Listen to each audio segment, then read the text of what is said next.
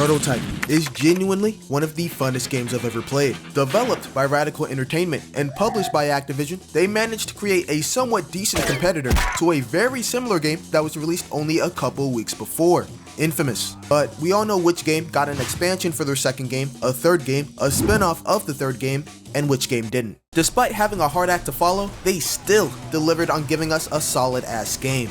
Gameplay, incredible. The vibes, edgy. The way our powers look, god damn, it looks so cool. Honestly, and I know what y'all about to say, but honestly, I think I prefer this more than Infamous. What? Only in terms of gameplay, okay? Major incredible spoilers ahead, just so you know. Welcome to New York City, down in Manhattan. New York could also be dubbed as the city that never sleeps, and that nickname couldn't be any truer considering the situation. Manhattan is restless and has a bit of a problem, a sickness even. No, like deadass, a sickness. A strange genetically mutating virus has spread throughout the city, basically turning people into zombie-like husks and horrific freaks of nature not even a mother could love. Yeah, this baby ugly as shit, bro. Wow. A special forces unit known as Blackwatch has been deployed to monitor and contain the infestation. Ultimately, they're here to help. Until you get to the end of the game where they realize they can't even contain the virus in any permanent way and just decide it's easier to blow the city the fuck up. Look, I told you there were spoilers, why are you mad at me? Yup, these niggas just give up and try to boom the whole city. But can you really blame them? Can we really blame them? Not only are there thousands of infected, but Blackwatch is based around almost every corner of the city due to how fast the virus is spreading. And then there's you, Alex Mercer. Or at least you think you're Alex Mercer. Or at least you think you're Alex Mercer. Who knows? All we know for right now is that we woke up in the basement of a lab, and suddenly we can jump really high, gain Herculean strength when needed, and the most important part, we can consume. And I don't mean consume in a strictly cannibalistic sense, I mean, okay, you see this nigga right here?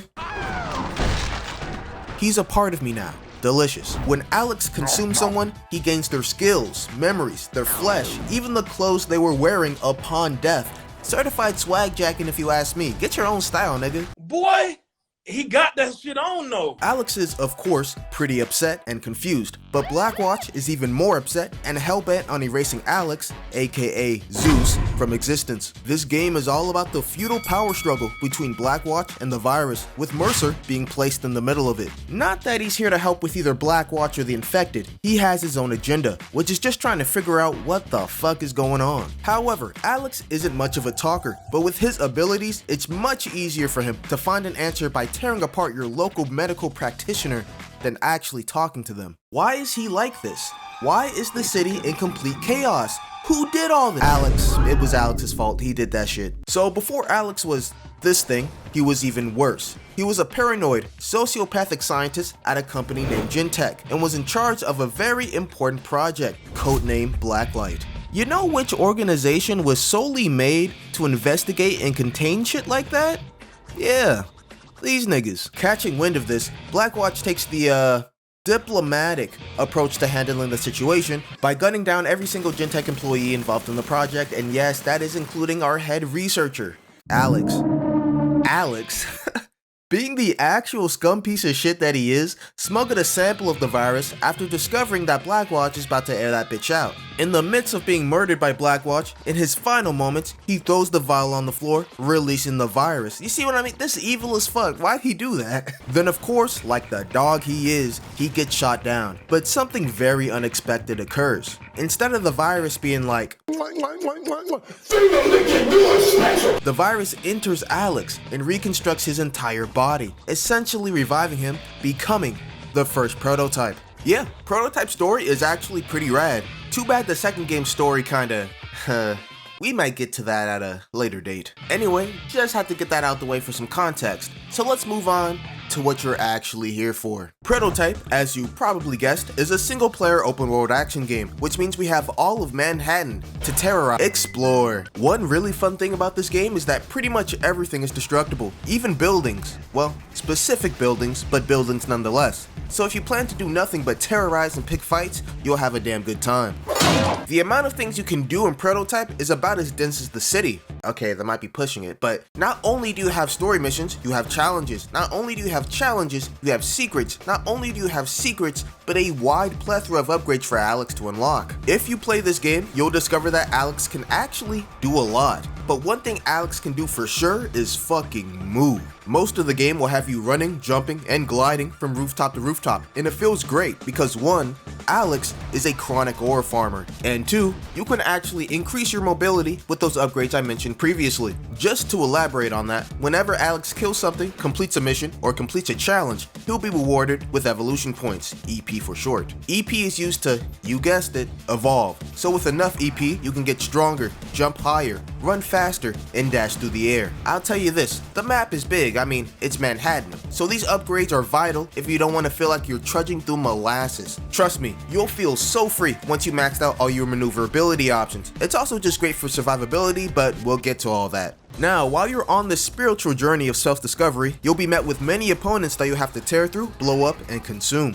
You're probably super excited to run in and rip shit apart. Well, I am too. But sometimes a straightforward approach isn't always the best idea. It's the funnest idea, but it may help being a little bit more sneaky and deceptive. At the first leg of the game, you'll be presented with one of your signature abilities that's arguably one of the most dangerous. Disguise. The disguise ability is specifically used to fool Blackwatch soldiers. This is fun because you can consume any civilian or Blackwatch agent and assume their role. Are there some helicopters that won't get off your tail? Cut the corner, transfigure yourself into a black man, and still get shot, and you're good to go. Aside from getting some heat off your back, consuming civilians doesn't come with much benefit. You get a disguise, a little bit of health, and that's about it. Consuming Blackwatch soldiers, on the other hand, grants you access into bases, enter armored vehicles with ease, call in airstrikes, and give you a bit more health after consumption. So honestly, it makes more sense having a military disguise than a civvy one, but that's just me. Doesn't take much to fool these guys though, because one thing about Blackwatch soldiers is that these niggas are brain dead. They're both simultaneously oblivious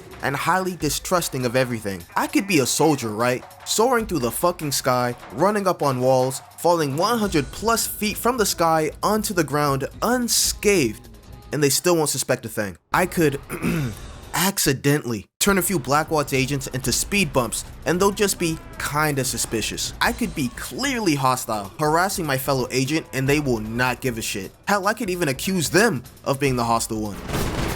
It's pretty fun messing with the AI and seeing what you can get away with. I mean, you can have Alex, Zeus, the biological anomaly that they want dead, out in the open doing his usual bullshit, and they'll just be like, oh, but whatever. As long as you don't have any of your abilities active, they do not care, like at all. Now, you step foot in one of their bases, and that's a whole nother story. Now, just because they're stupid doesn't mean they don't know how to whoop that ass. Cause trouble in town, and they will respond by putting belt to ass.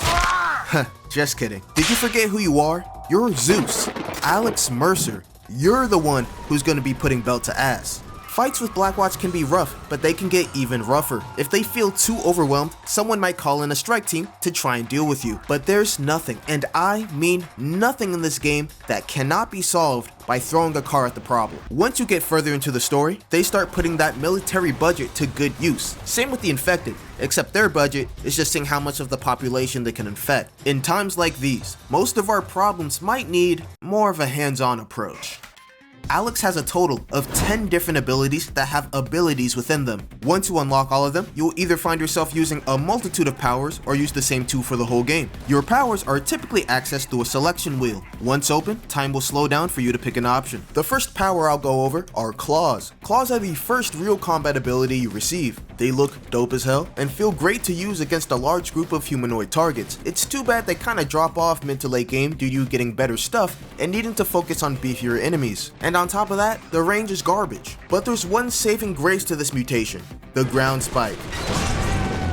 Not only does this look insanely cool, but it can take out tanks and hunters with ease. However, you'll need to be immobile for a few seconds for this to work. For some people, it's not really worth it.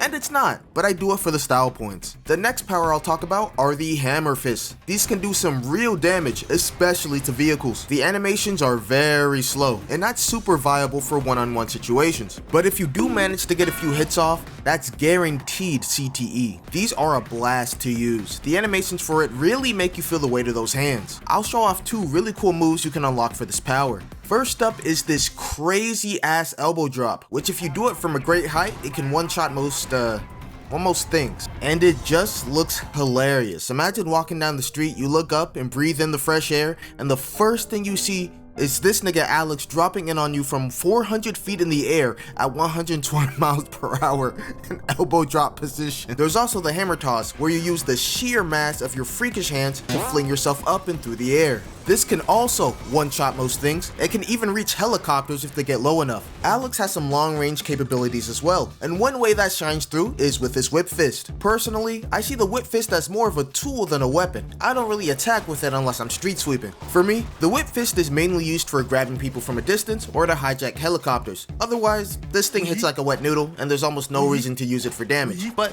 again, it has its uses. Next, we got the blade, arguably the best weapon in the game. It easily gets rid of armored vehicles, super soldiers, hunters. It just destroys fucking anything and everything. I think this ability does the most damage in the game. Probably does the most damage because it's on most of the goddamn promotional material, and it's the last power you receive. This thing has pretty decent range, and it's viable against any type of opponent. This blade air slice attack you can unlock for it is legitimately broken. It does insane damage. Who would need the claws to mow down large group of enemies anymore when you have the blade sprint frenzy? The blade is perfect. Almost perfect. Look man, the way Alex holds this thing, it bothers me. It really bothers me. It just looks kinda silly, but shit. Would you see me saying that to his face? Exactly. Okay, now we're in for a real treat, because I'm introducing Muscle Mass, the most versatile and deepest power in the game. Look, I know I just said the blade is the best weapon in the game, but this one is different. A lot of people pass this ability off as a waste of space, but only few know its true potential. Like me. I'm the few. So, first off, the main thing you're going to be using this ability for is throwing shit at people. Cars, electrical boxes, tanks, helicopters, people, whatever you can manage to grab and toss. Yeah, you can pick things up with any ability, but this one will increase projectile damage, speed, and distance. The difference is staggering. On top of that, Muscle Mass will increase the damage and speed of any combat abilities Alex has in his arsenal, and there are plenty of combat abilities to unlock. In conjunction with some of these abilities, this is arguably the best power in the game. Let me tell you about one of my favorite moves to use with Muscle Mass. I introduced to you the Cannonball. Now, at first, I thought this ability was goofy as shit and a little awkward to do, but one fateful day, I felt like doing something new. The Cannonball has ridiculous range and speed. I swear, seeing this thing coming at you has to be the most baffling yet terrifying thing you've ever seen. There's also the Bullet Dive Drop, which again, if used in conjunction with Muscle Mass, can demolish multiple tanks at once without even hitting them directly. It even increases the damage of Alex's Devastators, which are basically AoE super moves that take up a small piece of your health bar when used. But it's not like you really need to group it with Muscle Mass anyway. A lot of the different Devastator attacks usually one-shot everything in its vicinity. It's a fail-safe option for when things get a little too dicey. And things will get dicey, but that's why we have a few defensive capabilities to prevent our extinction. First one we got is the Shield. It completely blocks all incoming damage in front of you, deflects bullets in random directions, and you can use it as a battering ram against normal infected and humans. And yeah, they die instantly when you run into them. Beautiful. It's an almost perfect ability. Only downside to it is that it's weak to missiles and certain melee attacks, which means it can be destroyed and you have to wait for it to regenerate. But when that happens, we have another option. The other one, which is my personal favorite of the two, is the Armor Shell. The great thing about it, other than it looking sick as fuck, is that it lasts forever and low-key has the same battering ram effect the shield does. It also covers all of you instead of just in front. There are a few downsides to this, however. You are way less agile, you can't jump as high, run as fast, hell you can't even dodge or glide. The only maneuver that stays the same is the jump dash, which is a godsend. Otherwise, I probably wouldn't fuck with this as much. Regardless, if you're in an area with a bunch of people trying to end your life, going in armored in some capacity isn't a terrible idea. There's also his vision and sensibilities, which I'm not even gonna waste my time on these. They're useless as fuck. They only have significance in a story mission or two where they require you to use it. Other than that, let's be real. You do not need thermal vision to know who your enemies are, and you really do not need infected vision to know who's infected. Now, despite being able to armor yourself up, conjure up weapons straight out of your ass, and heighten your senses, I am proud to say that ballistic weaponry is also a more than viable option. Yes, guns. Guns in a game where you can elbow drop tanks. Guns in a game where you can pick up cars and throw them a block away. Guns in a game where you can implode yourself into hundreds of tendrils and put an end to everything around you at once. Guns. To be honest, I think it's kinda silly, but in reality, they're pretty helpful. There are 4 different weapons Alex can pick up and use: assault rifles, machine guns, grenade launchers, and rocket launchers. Guns are excellent to use if you're going up against an enemy you don't really want to get close to, or if you're low on health and want to keep your distance. It's always nice to have a long-range option, but it doesn't just stop there. Since Alex, prior to his accident, was just a scientist, he has no real firearm experience. In fact, he doesn't even have any experience in piloting tanks or helicopters either, but you see me control a few throughout this video. Well, he learned how to do it through consuming Blackwatch agents who know how. But first, we're gonna take a little detour, and I'm gonna inform you on the different territories in Manhattan. Throughout the city, you'll find hives and bases run by the Infected and Blackwatch respectively, destroying either of which will give you a good chunk of EP. Hives are very simple. The strategy is to equip muscle mass and throw as many cars as you can at the building, or even better, grab a tank or a helicopter, all while avoiding getting jumped by Infected, of course. The military bases are a little different. Not only can you destroy a base, you have the opportunity to go inside and learn a little something. To get inside a military base, you need to assume the role of an officer.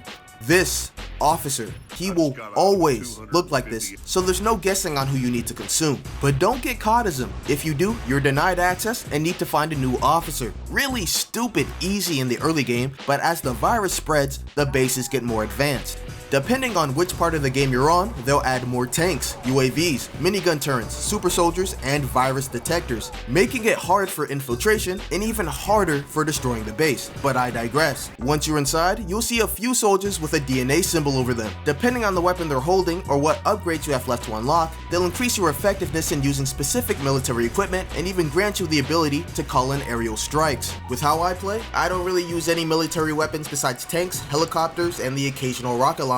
But other than that, I'll stick to what I know. But there'll be times where you'll be put in a situation that'll force you to use a specific weapon or even a specific power. Sometimes it's during the story, but mostly it's through events. Events are challenges that can be unlocked after certain story missions, and they're located all throughout Manhattan. Some of them are actual dog shit. Sometimes they're not even hard to get a high score on, they're just hard to do in general. There's 4 different types of events: war events, kill events, glide events, and movement events. Glide and movement events are the easiest things in the world. You may have to do them once or twice to get a good score, but other than that, there's almost no way to fail. With movement events, you just run and jump along the given path and hit the checkpoints as fast as you can. Glide events make you use your glide ability to land yourself on a specific target. The more accurate you are to the target, the higher the score. Now, war and kill events are a different story. The conditions of kill events will have you kill a certain amount of enemies in a certain amount of time with a specific power or weapon. If you die, change weapons, or run out of time without meeting the requirements,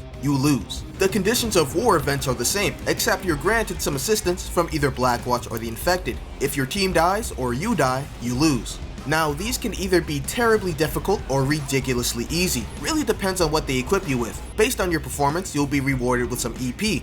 There's 4 levels of achievement: bronze, silver, gold, and the secret tier, platinum. The conditions to reach platinum tier in events are entirely unclear. I guess the strat is to reach gold as fast as possible and see how far you can get after that until you hit platinum, I guess. In which I am not going the extra mile to do. Some of this shit already feels impossible to hit gold on. Another type of event that can randomly pop up from time to time are consume events. Consume events will have you travel all the way across the goddamn map to consume either a soldier or an infected, to travel all the way across the goddamn map again to destroy either a hive or a base within a certain time limit. Consume events aren't graded from bronze to platinum, but rather from easy to hard. Really, the event is as easy as stealing a helicopter and blowing up the building with it, at least with hives. Do these and again, you'll get a nice chunk of EP. But these aren't the only events that involve consuming. Well, I wouldn't classify these as events, but you'll see what I mean. You see, even after you finish the main story, there's still much to figure out and discover.